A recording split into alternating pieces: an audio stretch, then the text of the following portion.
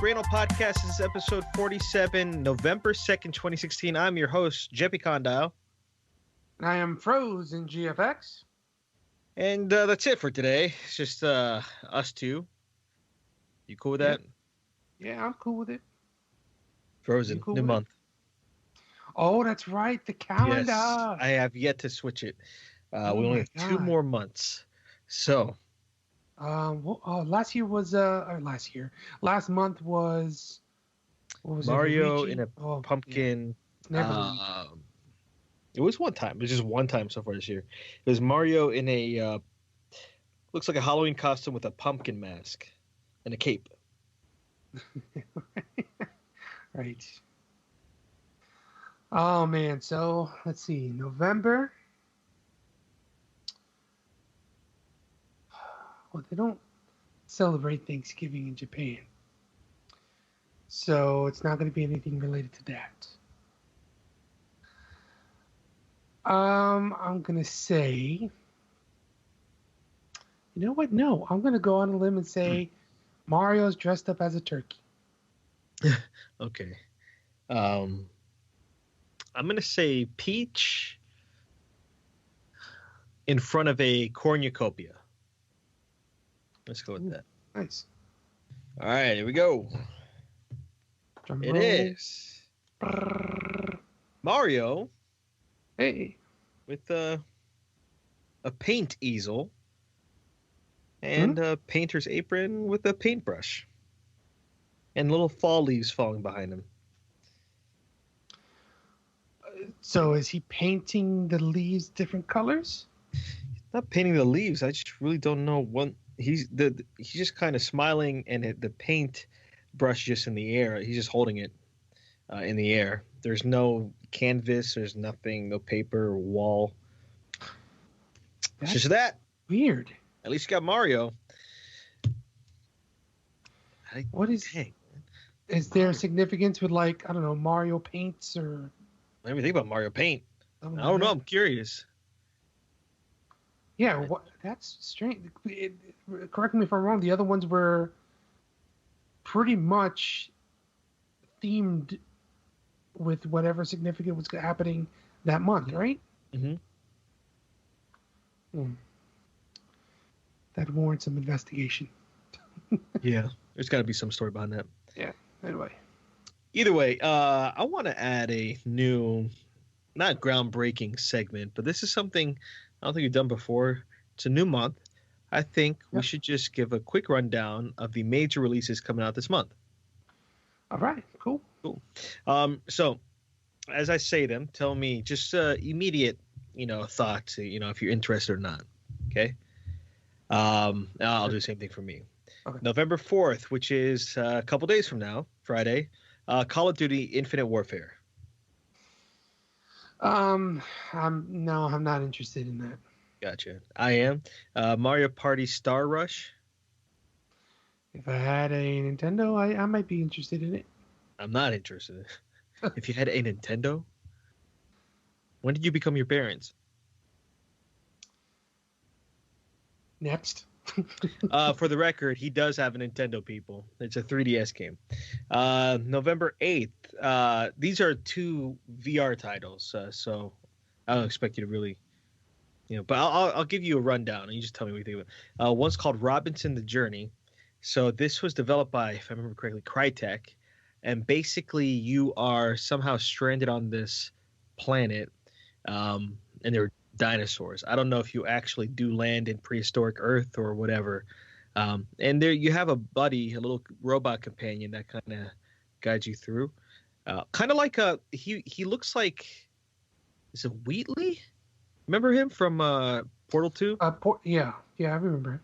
But he acts like your ghost from Destiny. It looks like. I guess it's more of like an adventure game, but I'm looking forward to it. I'm very excited.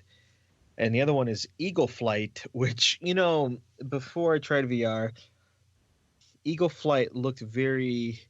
It's like, oh man, Ubisoft is developing this, by the way.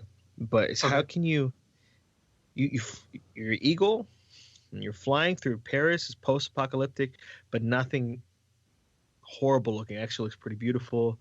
It's pretty stylized, pretty simple graphics, and it's multiplayer. And you get in like capture the flag matches or whatever. And I had no interest in it until I tried VR, and I'm like, wow, that actually might be pretty awesome. But I'm not entirely sure about that. But that's coming out the 8th. November 11th, Dishonored 2. Oh, I saw a trailer of that not too long ago. But I haven't played the first one, so I don't know the story about it. But based on just the trailer that I saw, it looked kind of cool. I may take a look at maybe the reviews after it comes out. Oh, the first one was on sale like a month ago or something, or a couple months back. So I did pick it up, but I barely played it. I like it so far. Pretty interesting. But I am looking forward to Dishonored 2, but I'm not in a rush to play it. Not until I beat the first one. November 15th, Watch Dogs 2. All right, so I am interested in that, but go for it. I also want to play the first Watch Dogs because I never got a good chance to do so. Yeah, me neither. And I think it was what threw me off of that was all the initial bad reviews of the game, which I shouldn't have let that, affect me so much to just dismiss the game because I really do want to try it. I thought the concept of the game was cool, and from what I saw before it released was, right up my alley. But yeah, I'm interested in that. I do want to check that out.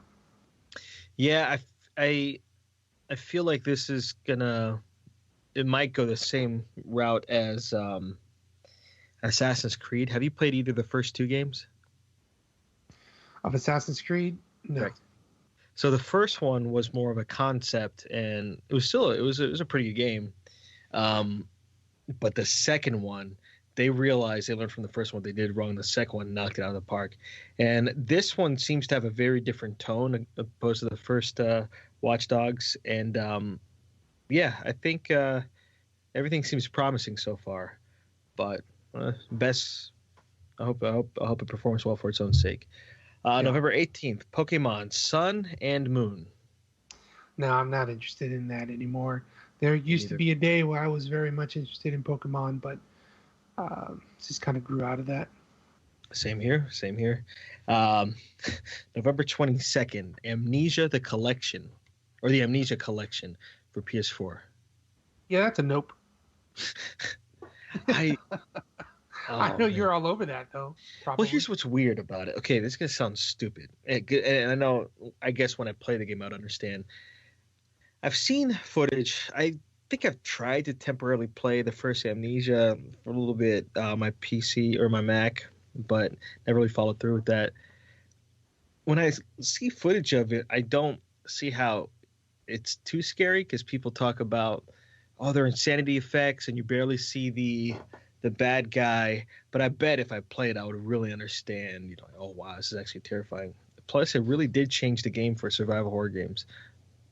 Yeah, so. I do remember playing a demo of it years ago, and what got me was, and I guess it's part of the insanity effects that you just mentioned, that every now and then there would be voices.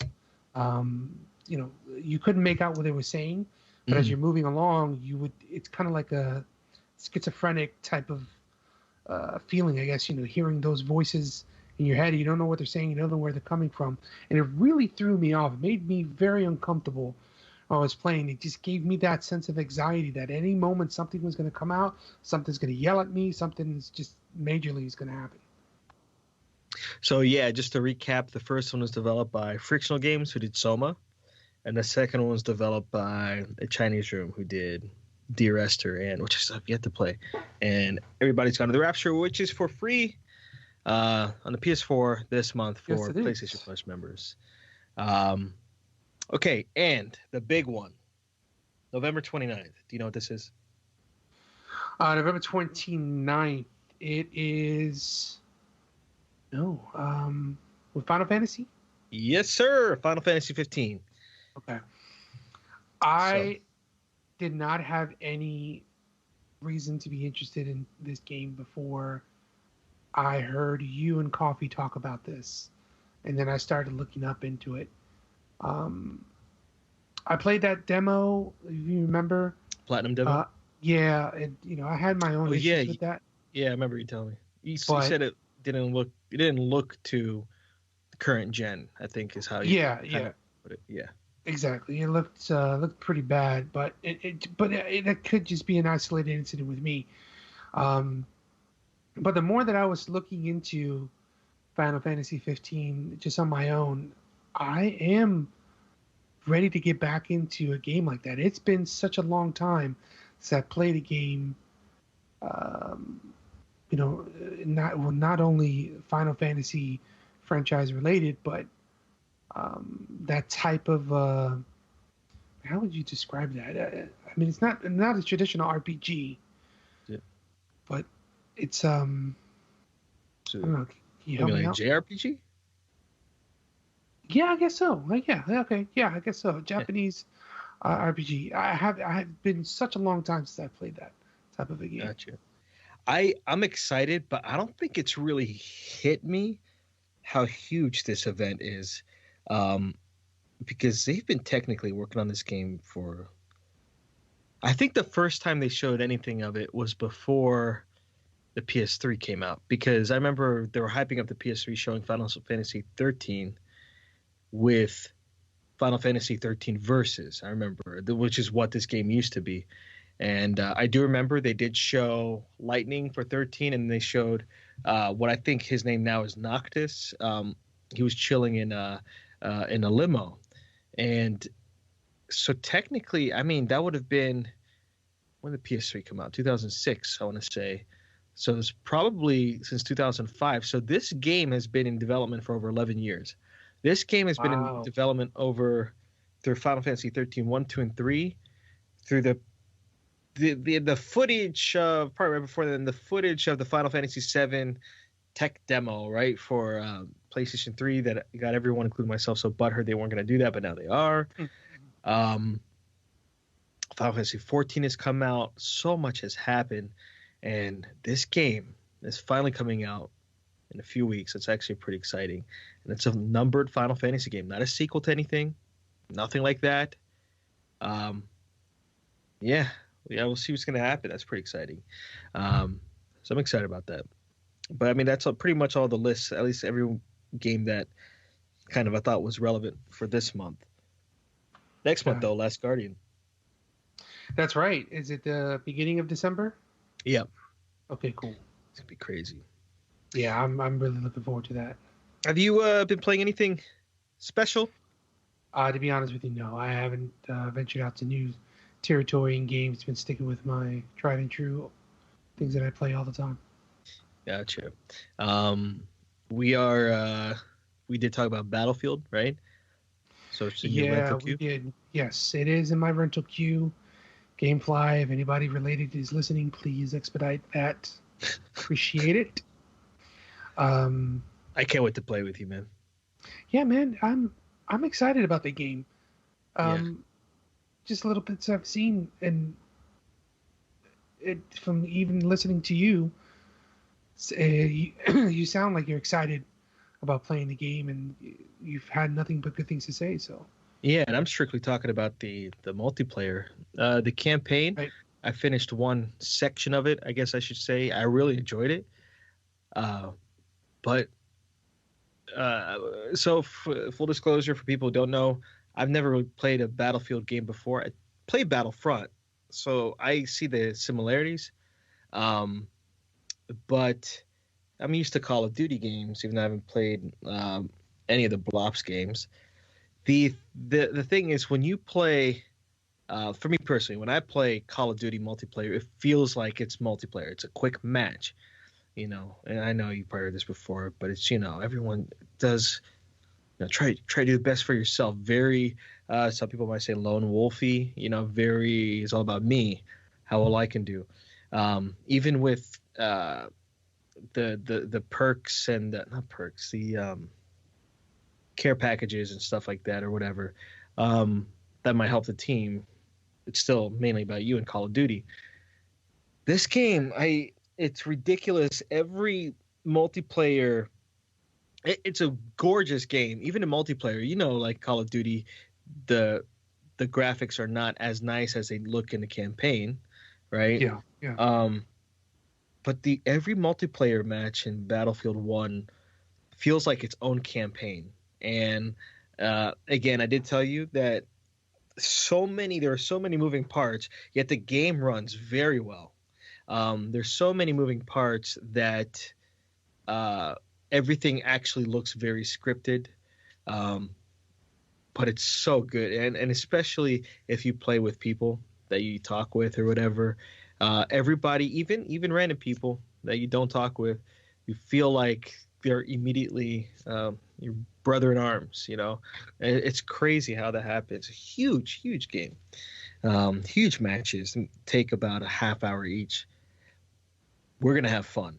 We're gonna have a lot of fun. And the best part is, even though the era is World War II, one. I thought it was one.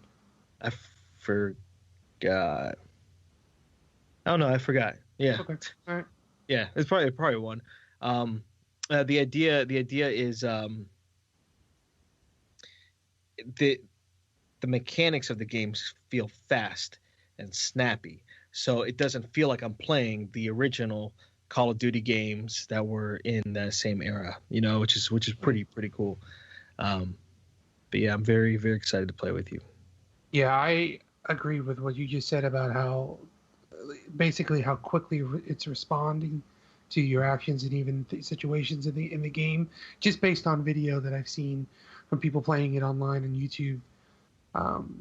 It seems like everything is seamless and flows naturally within that game. But I can't say the same for any of the Call of Duty games that I've played recently. Everything seemed very, I guess, choppy, staccatos type thing. Oh man, what was I gonna say? I remember Battlefield 4, maybe 3, but I remember 4. There was a huge issue upon maybe Hardline too. I don't know. Upon release, where they had a lot of bugs or server issues, and the game might have been broken for some people. But this was actually seemed pretty a good launch. It was very smooth. I haven't had any issues yet. Warning you though, the general menu is very strange to me. Compared to Call of Duty and most games, it would be the equivalent of, let's say, Destiny, for example. You sign in, and you have what are called partners, but it's kind of, you're in a fire team. Let's say you're fire team, right? But everybody's doing their own thing. So let's say we're all on a fire team. We're doing our own thing.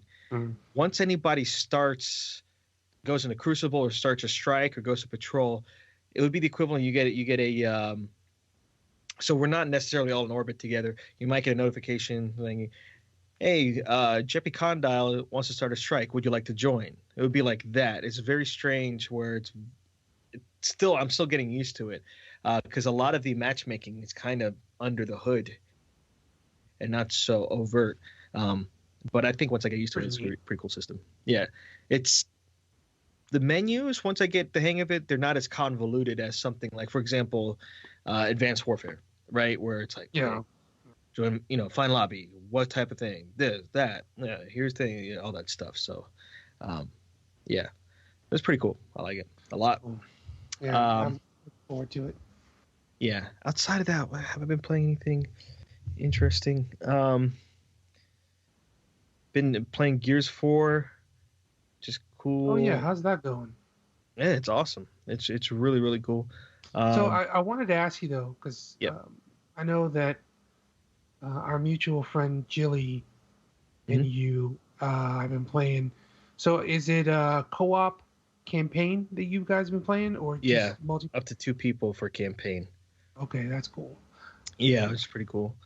Um, the guess you would not believe the DLC that dropped, I think yesterday for Gears 4. Guess who you get to play as?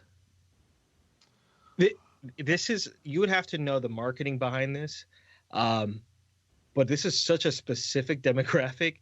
But you would understand this, but I don't think you'd ever guess it unless you knew. No, I have no idea. You get to play as Run the Jewels.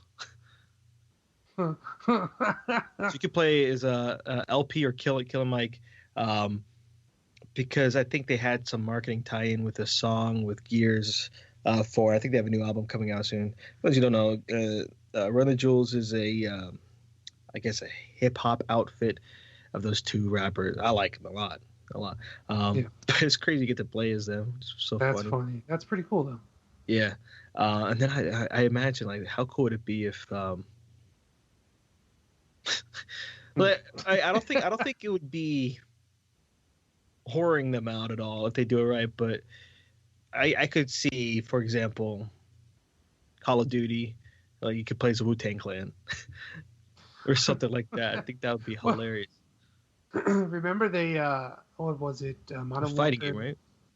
No, no, no. I think it was Modern Warfare 3 that had the Snoop voiceover. Yeah, I think that was Ghosts. That was it. That was it. It was Ghost that had That's perfect. it. It's so good. I wish I had more of that. I thought that was fun. But Yeah, that was pretty interesting. I don't know why they decided to have him as a voice, but hey, I didn't question it after I got it. It was amazing. It made the game even right, more better, even more better. Mo better. Been playing more VR titles. Stuff's great. Still working on Thumper, Arkham Yeah, VR. I'm surprised you haven't thrown off your headset and busted that thing already, based on the Halloween special that we saw or that we posted and I saw. Yeah, yeah. You were Well, I've going gotten very nuts. good at finding pausing the game. Yeah. So that's pretty much what I've been doing. Um, man, what else? I've been getting back into Smash a little bit. But yeah, nothing out of the ordinary outside that.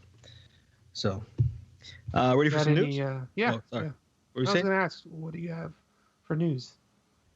Oh, okay. Um, so let's see what we got here. Today. So today there is an Animal Crossing New Leaf update for the 3DS. Now this game's a few years old at this point. Still a great game. I stopped playing a while back because that thing takes up so much time, and I don't want my villagers to hate me. So I scrapped the game, but they updated it finally. I don't know why they didn't do this sooner with Amiibo support. So any of the Oh, great. and yeah, any of the Animal Crossing Amiibo will be compatible. That includes the cards. So they had Happy Home Designer come out. That didn't do too well, but that introduced the Amiibo cards, and all of that is compatible with the game now. Plus, they added 2 mini games. One's called Desert Island Escape, and the other one's called Puzzle League. So I thought that was pretty awesome. And so technically, I guess it's DLC, and they didn't charge anything. It's just a nice update, which is pretty cool. Cool. There has been a report that the Wii U ends production this Friday, but according to Polygon, they reached out to Nintendo, and Nintendo responded back saying they have nothing to announce at this time, and they I forgot how they put it. They were going to still support the Wii U or something. I'm paraphrasing. So I Yeah. think they kind of dodged it, but it did seem like that they were still going to make the Wii U. But Yeah, I actually read this a little bit earlier today, and I saw that there was an update that a Nintendo spokesperson told Eurogamer that the report details was not true, and that there is no change to their continuing Wii U production. Even though that the Switch is slated to go on sale, they're still going to, as far as in their schedule, they're still producing Wii U yeah, consoles. So Um, so do you know what that game company is? You cut out. What? I'm sorry. Do you know what that game company is? What that game company is? No. Yeah, well, you should, because they're the people who made Journey.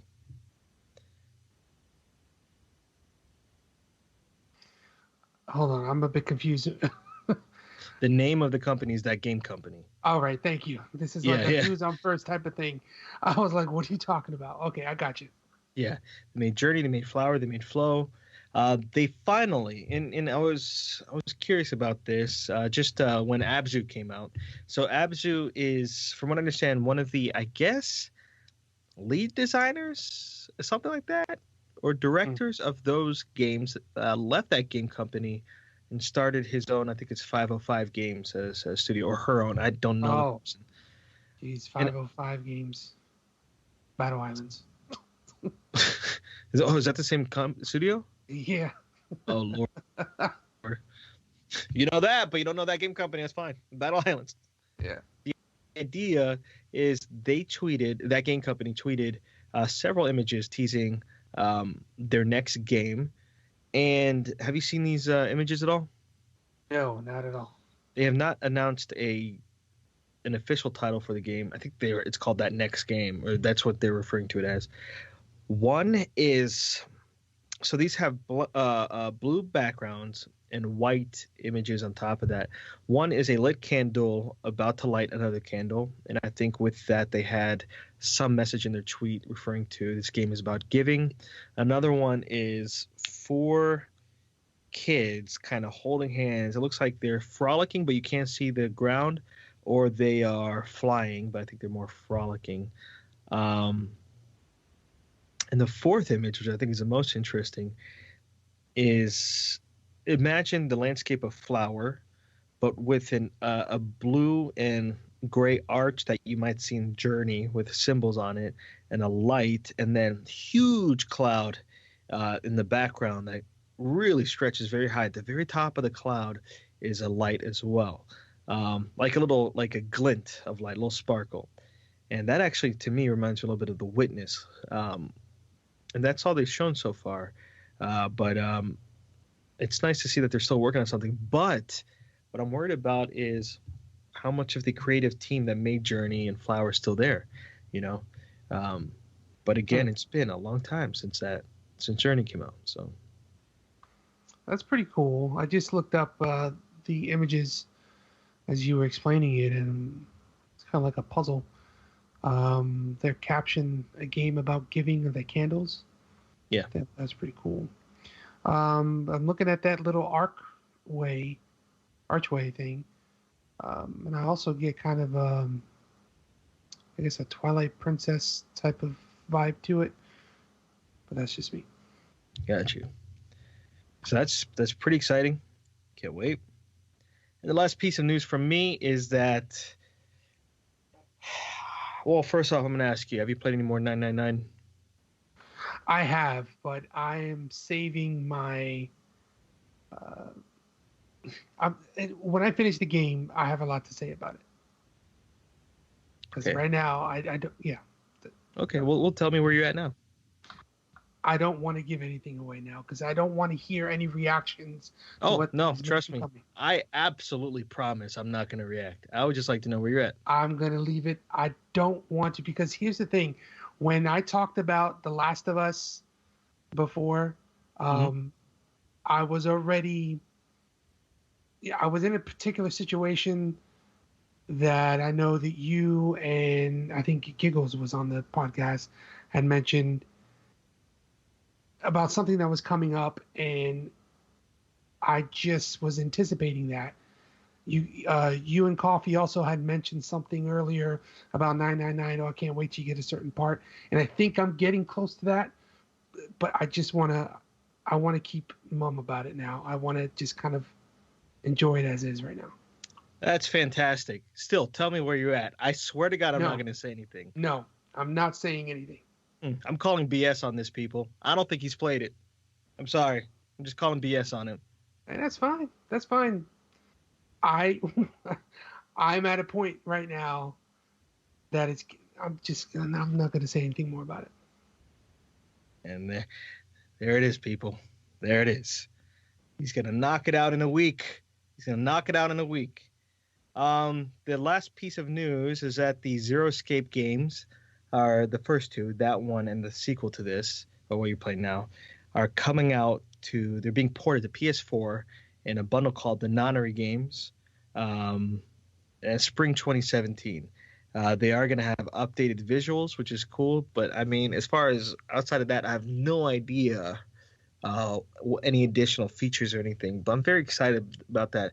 Between that and Danganronpa, those two games or those two franchises being ported is pretty special. So I'm very excited about that, and I think I will pick that up and play those games again because I love those games. But outside of that, that's all I got.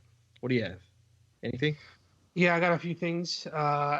Seagate, who's synonymous with making hard drives, has just come out with an external solid state drive with an Xbox logo on it. So it is catering towards Xbox One owners. But the thing is that it's a 512 gigabyte solid state drive. Not that much of capacity, I would think. Right now, the Xbox One has a 512. Originally, they were 512, and then now they're up in the terabyte, right? Or am I wrong about that? So when you say 512, is that what they market as 500? Oh, yeah, it could be because there could be some partitioning there. Yeah. Even with the partitioning, and it's still true with the PS4. If you get a 500 gig, they do take some off. Obviously, you can't access them because I guess the firmware has to be on there. But I can see that they can't market something that's 512 gigs. It's 500 gig is fine. But yeah, it's exactly right. So base models 500 gig, and then you get to 1 or 2 terabyte models for the DS. Gotcha. The other thing is that it's a pretty steep price at $199.99. So basically $200 for this hard drive. If you ask me, there's a lot of other alternatives to replacing the hard drive on an Xbox One. I know it's not as easy to do as it is on a PlayStation 4, or even just going with another manufacturer of an external hard drive. But they're going with the branding for Xbox. They have some kind of collaboration with them. So I guess more power to them, but that's one of the things that I saw today and just kind of scratched my head about. Does the hard drive have any particular design that matches the Xbox at all or fits? No, as a matter of fact, it's just standard, like black, some green outline. It's a low profile, very thin, as an SSD or solid state drive tend to be. There's nothing really stand out about it except for you just plug in through the USB. So I don't know, but that's strange. Yeah, but it's going to have its purpose, and people are going to eat it up. So the other thing is, I started watching this documentary on YouTube about the development for Rocket League, and it's on YouTube right now. There's a channel called No Clips that has a documentary on it. It's like a 2-part thing. I haven't finished it all completely, but there's a section in it that they talk about putting the game up for free in PlayStation Plus, back, what was it, last year?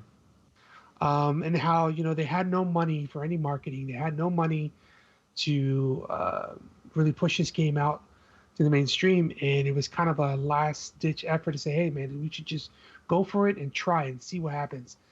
And I thought it was so interesting to hear that, because that's what I think pushed that game to the forefront of what now is people are playing it competitively, and it's been such a huge success. So I thought that was really cool to see. But I figured I'd mention that. And then there was even an article on GameSpot about it. as well. How they were back and forth in the decision to go free for the PlayStation Plus. But obviously, it was the great decision that they made. Yeah, it's interesting because I'm still not super confused, but still curious as to how PlayStation Plus works. So they just make. I'm assuming they. I don't know. I again, this is an assumption. I'm assuming Sony essentially offers to pay for the copies in a bulk pricing based off of how many members they have that are PlayStation Plus subscribers. So they may, so the developers, I forget who they might not be making as much money per game as if they straight up bought it out, but at the same time, they probably would not have gotten that exposure. But yeah, I remember hearing about it. I'm like, oh man, I think this is something that would be cool. But barely anybody in the beginning was like, Rocket League or whatever. But then, yeah, when people started playing it, I think you're right. I think PlayStation Plus really propelled that to the status that it should be at. Because I think if it were just straight out the gate, $15, even if people were to tell me that it was really fun and stuff, I probably would not have bought it, unless I played it for myself. Mm-hmm. But that's great that it worked out so well for them. I didn't know they were that close to really not getting it out there. I know. It was like, what else can we, there's nothing else that we can lose by doing this. Yeah, they weren't making any money on the game. They had, like I said before, they had no money for marketing or advertisement. So they've relied on this step to put at least Rocket League out there for people to find out about. And it just went, pretty much viral with that. So yeah, that's pretty cool. Cool. The last thing that I have is it is rumored. I don't know if any confirmation has happened since I've read it this morning, but Sam's Club is rumoring to have the PlayStation 4 Slim and Xbox One S bundles for $249 during Black Friday, which I think is awesome. Pretty cool. Make it pretty affordable for folks. So yeah, that was about it, man. Gotcha. Well, cool. What the question of the week? All right, question of the week has to deal with video game ratings. And do you think, wanting your opinion on it, do you think that it's even something to really care about anymore? Do you think it's been doing its job throughout the years? Or do you think maybe it's just pointless to even have it anymore? Honestly, I think I'm the wrong person to ask. I know you're asking me, but I don't feel like I have an accurate grasp on how ratings impact the real world. The closest encounter I had to something like that was I was at GameStop the other day, and this boy who must have been, I don't know, maybe 10 or 11, was in the store with his mother, and he wanted to get Battlefield 1. And I was just next to it. I was just listening. Actually, I was waiting in line, so I was looking there too. And the employee at GameStop did what he had to do. He asked things like, "Are you okay with the fact that this is? And are you okay and aware with the fact that this is an M-rated game?" And he listed everything that was in the ratings as far as what that entails. And then she said, "Yeah, now." Battlefield 1, the nature of that, yeah, it's gritty, but mainly because the context is war. But, I kind of felt, me personally, I felt awkward just being in there when he asked that question because it kind of put her on the spot. It's kind of like saying, are you a responsible parent, Right. But even Battlefield 1, when I realized what the game was, not a big deal. But then I imagine things like GTA 5, do I think ratings are doing what they're doing? I don't think games in general are more or less influential on kids as far as the other media like movies, books, music, you know, YouTube videos or whatever. The I think the main reason why ratings exist is not for the parents. I think it's for the companies. Kind of a liability thing. Like, hey, we warned you this was in this game. So if any parents like, oh, I can't believe they played it, they have nothing to, they have no one to blame but themselves. So I think I understand the true purpose of the ratings, just to protect the companies, not the kids at all.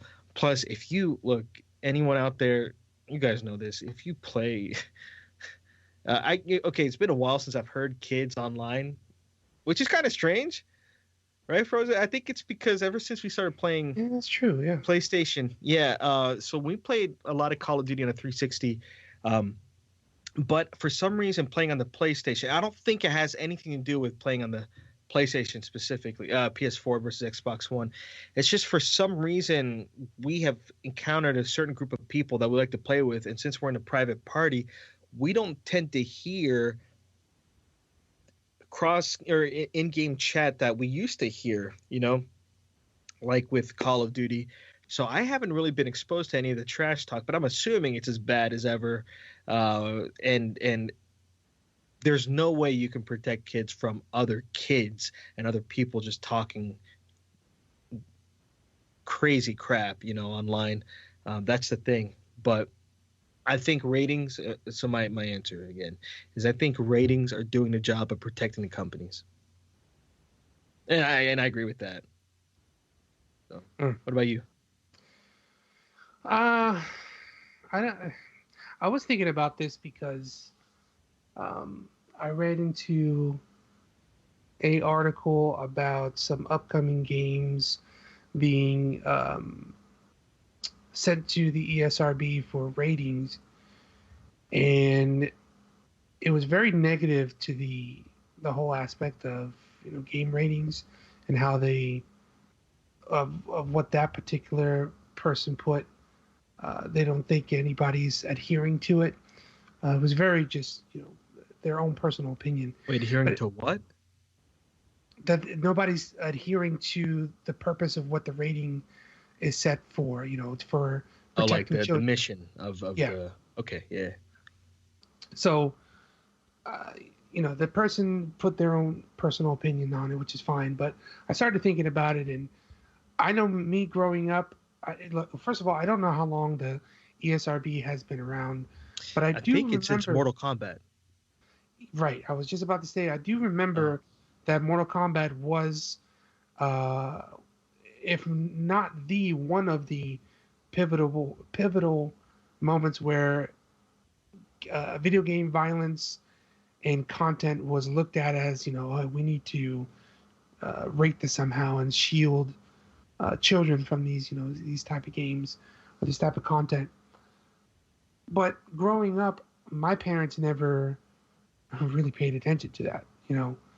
If I asked for a game, they'd look at it and say, "Hey, fine, whatever," not really knowing what type of gameplay it was. And I was lucky enough a lot of times to just get easy, fun games.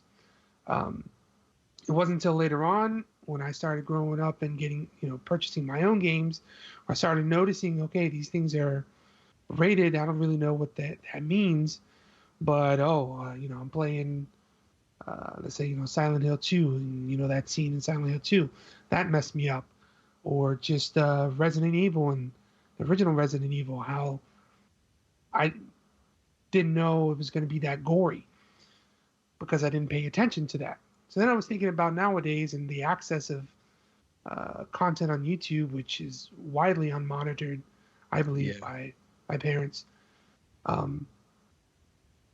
don't think.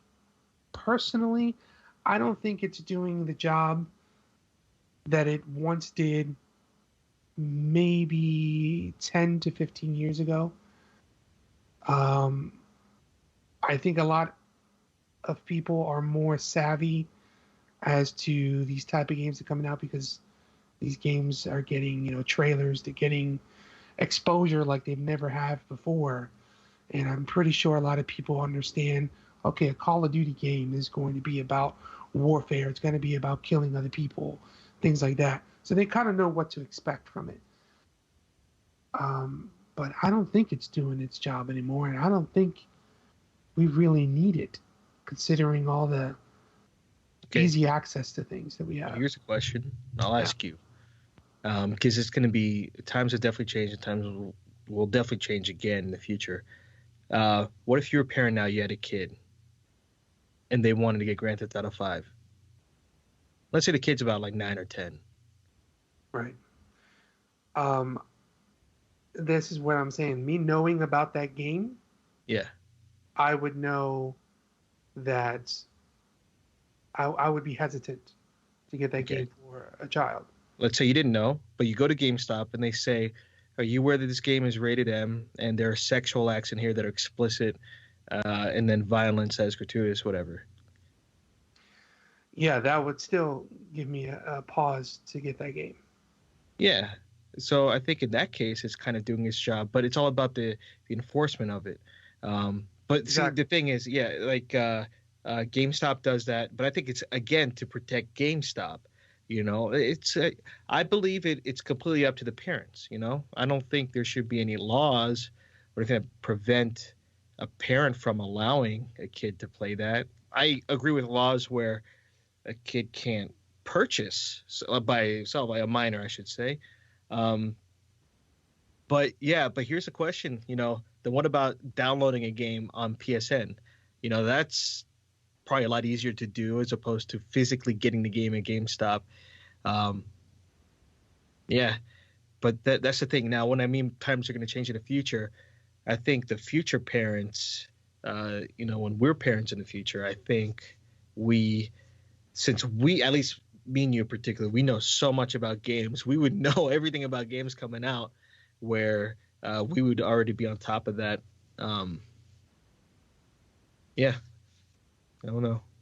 There was an instance. My friend was, I think it was either a movie. Oh no, it was The Walking Dead. That's what he's telling me. Some parent complained to AMC about the premiere of the current season premiere of Walking Dead being so violent. Hey, you heard about this at all? No, I haven't. Yeah, so now keep in mind, this is if you have cable, this is aired. You know, you could just watch this, or they don't check. But they had explicit warning in the beginning. You know, there's a lot of violence. It's going to be gory or whatever. And AMC's response to her, my friend paraphrased it, so I don't know the exact quote, but it had the tone of, he said they pretty much told her very indirectly that she was just a bad mother for not heeding the warning, you know, because they strictly warned of what was coming up. And that's why I still take the stance of, I think ratings have definitely changed. They used to protect the consumers. Now I think they're protecting the companies, which again, I agree with. It's such an interesting question though. Yeah, thank you. Thank you. And you know what? I didn't mention it last time, but the last podcast that we were in, you mentioned about Evolved and how right they're shutting down the servers or something. At like least that, Turtle right? Rock said they were going to stop supporting it, right? Yeah. I was thinking about that the other day, and I was in Walmart not too long ago, and I just so happened to be walking past the games, and I wasn't looking for a game in particular, but just walking past there was someone that was purchasing Evolve on the PS4. And I thought to myself, man, you know, he shouldn't be buying that game. But I didn't approach him. I didn't say anything. And I feel bad now that knowing that the game is going. I'm curious if you can still play Evolve on PS4. I'm just curious. I don't know. I haven't tried it. I don't. Because I remember they said effective immediately, but I don't know. Yeah. Why would they still sell the game? I don't know. Because they're. But no, wait. But this was before you mentioned. No. Oh yeah. Okay. True. Yeah. So I don't know. Yeah, it wasn't. It wasn't afterwards. I don't. Okay, there was a tutorial. I remember that. But was it? Oh, maybe there was no campaign. But I still think there are certain things you could just do by yourself. But man, that would be. Oh man, was there things you could do by yourself? Because I don't remember there being anything. Well, the tutorials, I'm pretty sure you could do certain game. I don't know. I'm curious. I'm gonna look on Amazon, see if it's still for sale. Yeah, man. Oh man, I kind of want to hug that person. I know. I feel so bad, man. Let's go play some Destiny. Would you like that? I wanted to say something, and it just didn't. I don't know. It just didn't happen. But afterwards, and when you told me that, I thought about that. I was like, oh man, I had the chance to save to save this kid's choice for a better game, and I didn't live up to the code.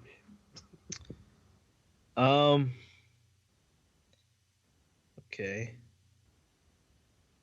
So the idea is you could I think you could play technically by yourself, but on Amazon's not even selling it from them, but you can get it from players. If any of you heard that was not a fart. It was just my stomach was just. Let's see. Oh no, but they're selling the Xbox One version for $30. I'm curious. I'm so curious. Yeah. Man, look, anyone listening, please don't buy Evolve. Okay, don't. I'm not saying it's a bad game, even though I didn't really enjoy it. Just don't waste your money. I'm curious to see if it's on PlayStation Network anymore. Interesting. Either way. Anything else? That's it, man. That's all I got. Yeah, me too. All right, man. It's all you. All right, everybody. Well, thank you so much for joining us here at the Brainal podcast. It was episode 47. Am I correct? Yes. Thank you. As always, you can check us out on YouTube at Brainal. We're also on Stitcher and iTunes for our back catalog of podcasts. And please send us an email at podcast@brainal.net. Please do. We want to hear from you guys. Yeah, we would love to hear from you guys. It was great for us to hear about a couple of our listeners a while back, and we would love for some interaction with you folks and maybe even contribute. Sorry, my dog just shook her ears. Maybe even contribute to the question of the week. So on behalf of Brainal, I'm Frozen GFX. I'm Jepi Condile. And peace. Peace.